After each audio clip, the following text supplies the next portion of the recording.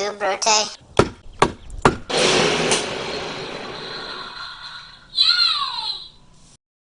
Welcome back to Factory 85 Labs. Today I want to talk about a couple of fixed blade EDC knives.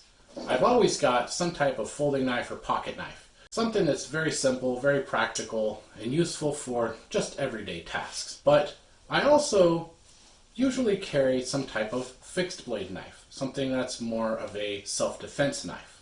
Now, all the way back in October of 2009, I first bought a Ka-Bar TDI. And I have carried this knife with me off and on for the past 11 years. It's just a fantastic knife. About a year and a half ago, I bought a ShivWorks Clinch Pick, and this has been pretty much my everyday fixed blade knife for the past year. So I'm going to take a look at these two knives and just briefly look at their purpose, function, and why I like them so much. So let's start with the TDI. So the TDI was originally designed as a last-ditch knife for law enforcement, and the shape and design of the knife was made to fit behind other equipment on a duty belt. It's got a curved shape to fit in the hand securely, be easy to retain, and it's easy to draw.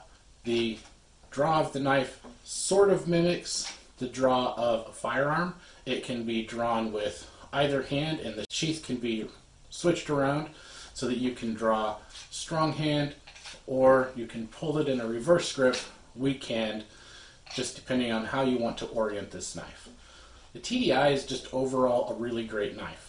It's small enough that you can carry it on your belt and it's relatively unnoticeable, but it's big enough that it doesn't feel tiny in your hand. You can hold on to it easily and it doesn't feel like you're going to lose it. It's also useful for things other than self-defense.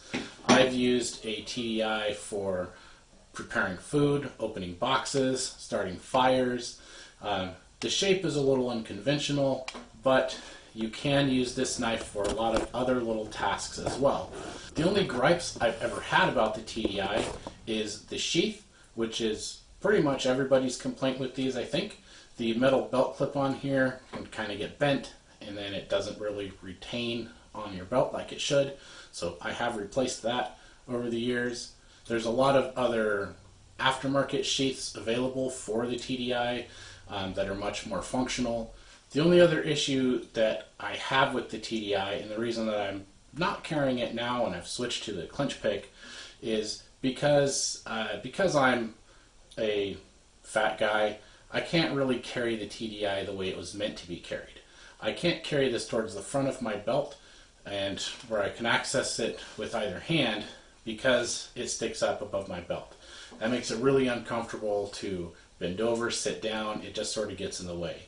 And for that reason, I usually end up carrying it sort of towards the back of my belt, kind of around a 8 o'clock position, I guess, where I can access it with my weak hand, but can't reach it with either hand. And that kind of takes away part of the function of a last-ditch self-defense knife that you want to be able to get to in an emergency.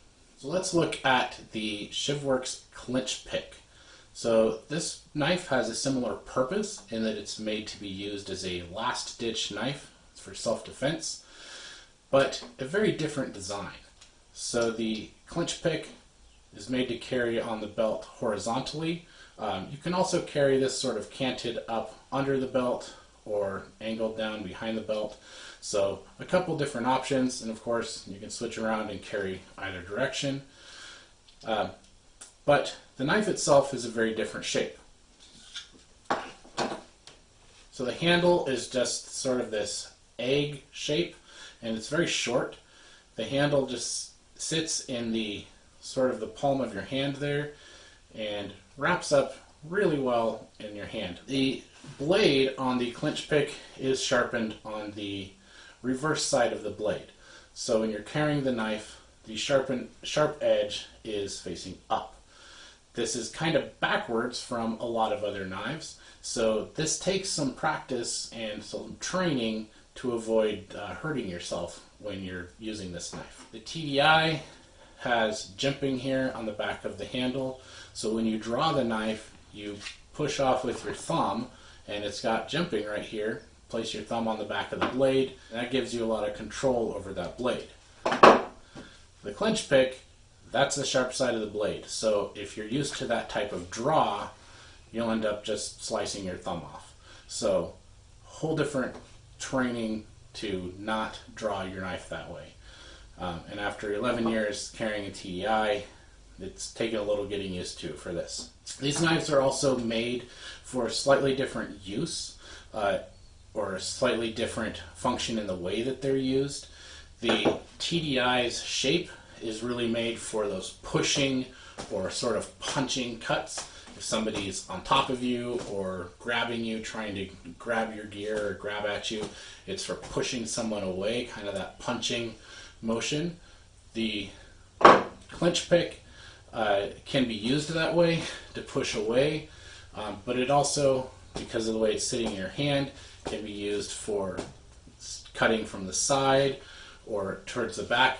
And also, if somebody was behind you, maybe putting you in a chokehold or something, because that sharp edge is down, you can grab into somebody's arm or something if they were putting you in some sort of chokehold.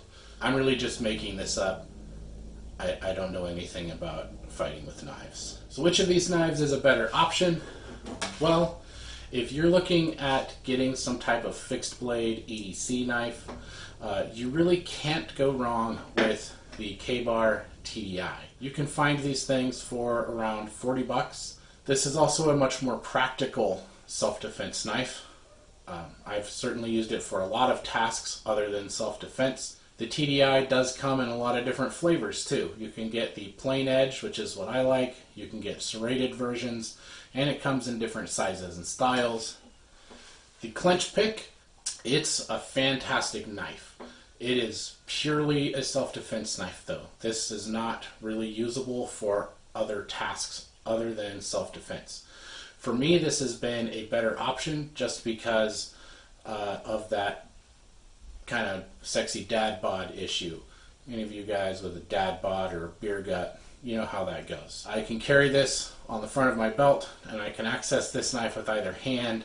It is more expensive. This knife is around $90, so twice as much as you can get a TDI for, and it's going to take some practice and training to make sure that you don't disembowel yourself when you pull it out to try and protect yourself. So that's a quick look at these two knives. Make sure you leave a like on this video for Caesar for coming out and helping me out with this. Really appreciate it.